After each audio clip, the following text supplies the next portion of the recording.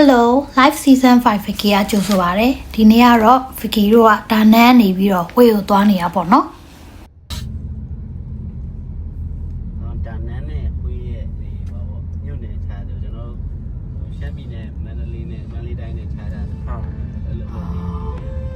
ပထမဆုံးနေနဲ့ Vicky တို့ကဒါနန်းနဲ့ဝေးရဲ့ဒီလမ်းမှာရှိတဲ့ Hyven Gate ကိုဝင်ပြီးတော့လေ့လာခဲ့ပါတယ်ဒီ Hyven Gate က VNS စစ်ပွဲတော့တိစောက်ခဲ့တဲ့ခံတပ်ကြီးပေါ့နော်ခံတပ်ကအဆင့်ဆင့်ရှိပေမဲ့ Vicky တို့ကတော့ခံတပ်ရဲ့ဒီအစလေးကိုပဲဝင်ပြီးတော့လေ့လာခဲ့ပါတယ်ဒီခံတပ်ပေါ်ကတက်ပြီးတော့မြင်ရတဲ့ view ကလည်းတော်တော်လှပါတယ်ဒီခံတပ်ရဲ့အတွင်းထဲမှာလည်းသူတို့ရဲ့သမိုင်းကြောင်းကိုပြသထားတဲ့ပြကံအသေးစားလေးလည်းရှိပါတယ်ဝင်ပြီးတော့လေ့လာတဲ့နေရာလေးတစ်ခုပါပဲရှင်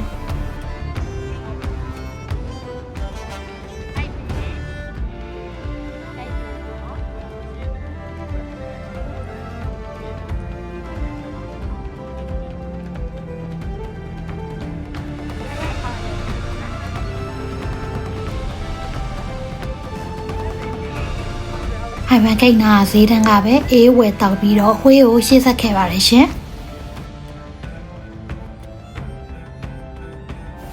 ဝှေးကိုရောက်ချင်းမှာပဲ Vicky တို့ကတော့နေ့လည်စာဝင်စားခဲ့ပါတယ်ဒီဆိုင်လေးကဆက်မှန်ညူးတွေနဲ့ရောင်းပေမဲ့လည်းတော်တော်အရသာရှိတယ်ဝှေးရဲ့ taste ကို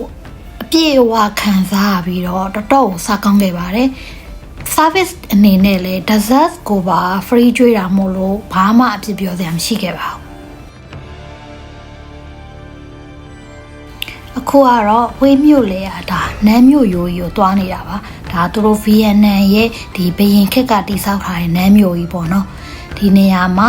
Vicky တို့စပြီးတော့လဲခဲ့ပါတယ်ဒီနေရာဆိုလို့ရှိရင် Vicky တို့အတွက်ကတော့မြန်မာနိုင်ငံရဲ့မန္တလေးကိုသတိရမိတဲ့နေရာလေးတစ်နေရာပါပဲ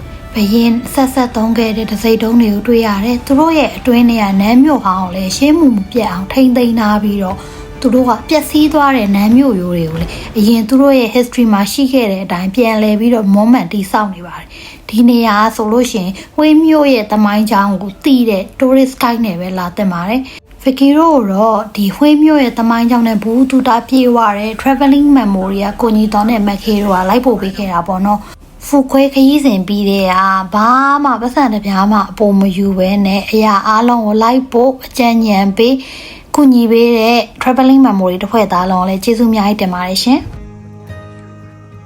Vicky တို့ကတော့အခုမြင်နေရတဲ့ဘရင်နန်းဆောင်နဲ့ခဏနေသွားမယ်မိဘကောင်ကြီးရဲ့နန်းဆောင်ဝင်လဲခဲ့ပါတယ်။သူတို့ရှိမှတွေ့ရတဲ့ architecture နဲ့ decoration တွေကတော့တကယ်ကိုအံ့ဩမြင်သက်စရာပါပဲရှင်။ဟုတ်ကောနော်အရှိတိုင်းပို့ရောအရှိတိုင်းထက်သူတို့ဥရောပပုံစံ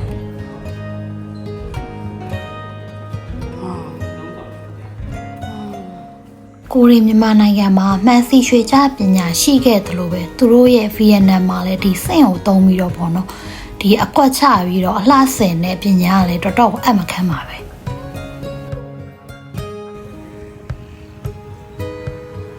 ခုမြို့ဟောင်းလဲပြီးတော့မြို့ဟောင်းလှမ်းမြင်ရတဲ့ coffee ဆိုင်လေးမှာပဲခဏနာ coffee တောက်ပြီးတော့ပိုတိုတိုင်းလေးယူခဲ့ပါတယ်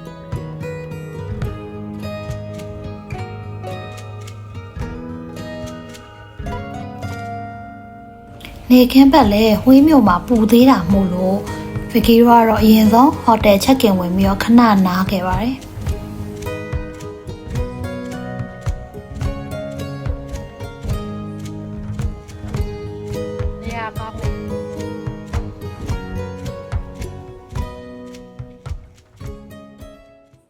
ညရောက်တော့ဝေးရဲ့ walking street မှာပဲညစာစားခဲ့ပါတယ်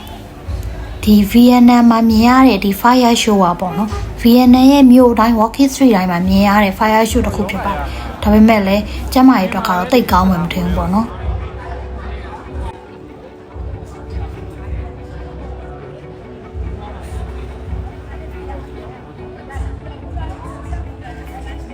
ဒ ဒီ walking street မှာစားခဲ့တဲ့ဒီကမာပြုတ်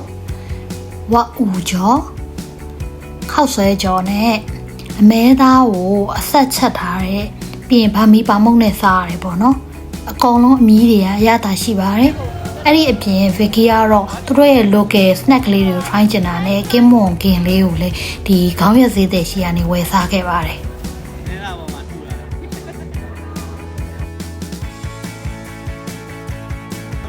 ဒဇက်အနေနဲ့လဲသူတို့စပိန်လေးနဲ့ရောင်းတဲ့ဒီဒဇက်ကလေးကိုပေါ့နော်မြန်မာနိုင်ငံကအားနဲ့ပြောရင်ခနုံတုံးနဲ့တူတယ်ဒီဟာထိုင်းမှာလည်းဒီလိုဟာမျိုးရနိုင်တယ်ပေါ့နော်ဒါပေမဲ့ဒီဟာကတော့ဗီယက်နမ်မှာကတော့အချိုနည်းနည်းပိုကဲတယ်ဒါပေမဲ့လည်းတော်တော်စားကောင်းခဲ့ပါတယ်ဒါသူ့ရဲ့အဆင့်ဆင့်လုပ်ပုံလေးပေါ့နော်အဲ့ဒါလေးကိုလည်းဗီဒီယို record ယူခဲ့ပါတယ်ဒီဟာဝေးရောက်ရင်တော့စားတင်နဲ့မြီးတင်နဲ့အချိုပွဲလေးလို့ထင်ပါတယ်နော် recommend ပါ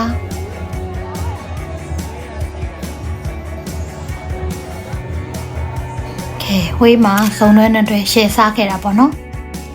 နောက်နေ့ရောက်တော့မနက်စာကိုဟိုတယ်မှာပဲစားပြီးတော့ဒီ hotel breakfast lounge ကနေမြင်ရတဲ့ panorama view ကိုငေးခဲ့ပါသေးတယ်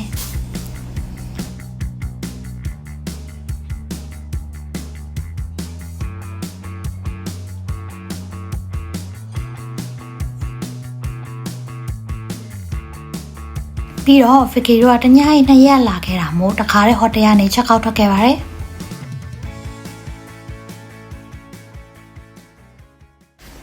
ခုပထမဆုံးနေနဲ့ကတော့ Vicky တို့ကဒီမှာဗီယက်နမ်ဟွေးမြို့မှာရှိတဲ့ဗုဒ္ဓဘာသာဘုရားကျောင်းတွေကတိမ့်မှုလို့ဒါအတန်အတွက်ကတော့မရင်မမယ်ပေါ့နော်ဒီဘုရားကိုအရင်ဆုံးလေ့လာခဲ့ပါတယ်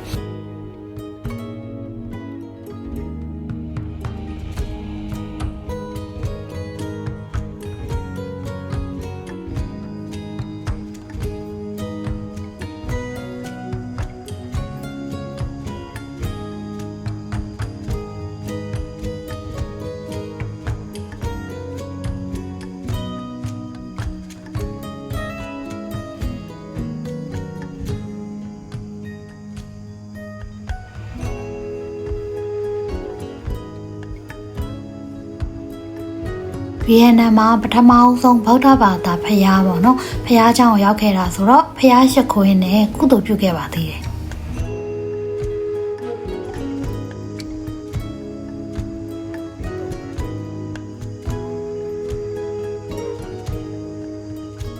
အဲ့ဒီနောက်မှာတော့ဘာသာရေးစစ်ပွဲမှာအသက်ပေးခဲ့တဲ့ဆရာတော်ရဲ့ကျွမ်းကျန်ပစ္စည်းတွေဖြစ်တဲ့ကားအုပ်ကူတွေကိုလည်း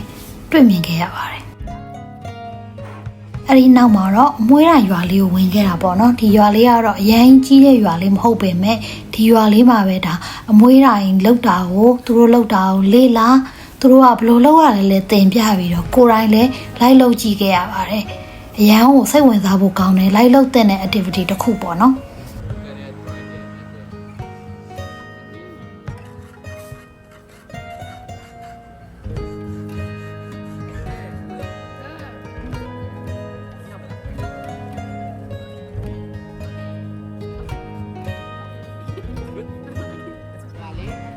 အဲ့ဒီနောက်မှာတော့တွတ်တွတ်ဆိုတဲ့ဘရင်ရဲ့ဒါ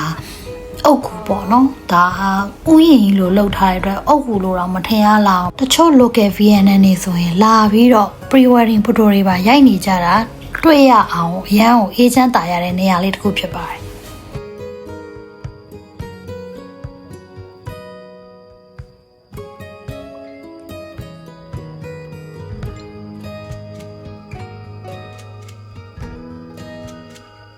ခုဘရင်ကသားသမီးမထွန်းကားတဲ့အတွက်ဒီဥယျာဉ်ကြီးနေပါပဲသူ့ရဲ့ဇနီးမိဘရဲ့ကောင်ကြီးနဲ့ဒီသူ့ရဲ့မိခင်မေတော်ကြီးကိုလည်းအတူတူမြုပ်နှံခဲ့ပါတယ်ဟိုကတော့နောက်ဆုံးအနေနဲ့ဘရင်ကိုင်းတင်းရဲ့တင်ချိုင်းကိုဝင်ခဲ့ပါတယ်ဒီတင်ချိုင်းကိုကလည်းလေကားအဆင့်ဆင့်တက်ပြီးတော့နည်းနည်းပင်ပန်းတာတော့ရှိပေမဲ့ဒီတင်ချိုင်းကိုထဲမှာရှိတဲ့အမှုပညာလက်ရာတွေနဲ့သမိုင်းကြောင်းတွေသူတို့ဘရင်မင်းအဆက်ဆက်ရဲ့ဆွေမျိုးစင်ဆက်ဇယားတွေကိုပါပြသထားတာမို့လို့ဝင်ရောက်လေးလာတဲ့နေရာတစ်ခုပဲလို့ recommend လုပ်ချင်ပါတယ်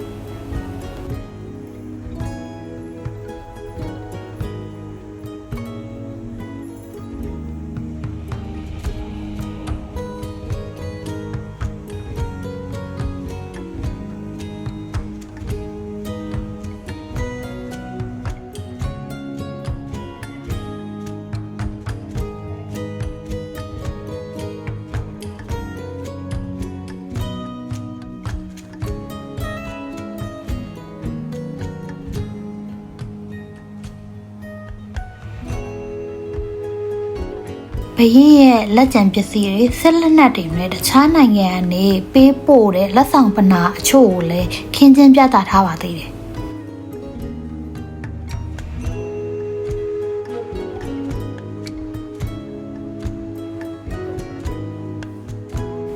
တက်စင်များလို့ပင်မနဲ့အတွက်အေးလေးနည်းနည်းတောက်ပြီးတော့ဝှေးမြို့တွေကိုရှေ့ဆက်ခဲ့ပါတယ်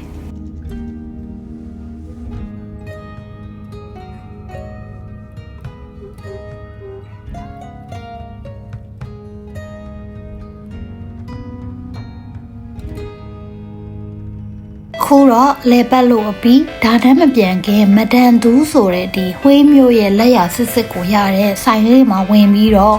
နေ့လည်စာစားခဲ့ပါတယ်ဖကီကတော့ဝှေးမြို့ရဲ့နာမည်ကြီးမုတ်လေးတွေအစုံမူရနိုင်တဲ့ဒီစကနေချာလေးဆက်ကလေးကိုမှာခဲ့ပါတယ်တခြားအကိုတွေအမတွေမှာတဲ့မျိုးသားမှာတဲ့ခောက်ဆွဲတွေအစားအစာတွေကလည်းအရန်ကိုအရသာရှိပါတယ်ဒါဝှေးမြို့ရောက်ရင်စားတဲ့နဲ့စားတောက်ဆိုင်တွေကတခုလို့တခြားလူတွေလည်း recommend လုပ်ထားတာကိုတွေ့ရပါတယ်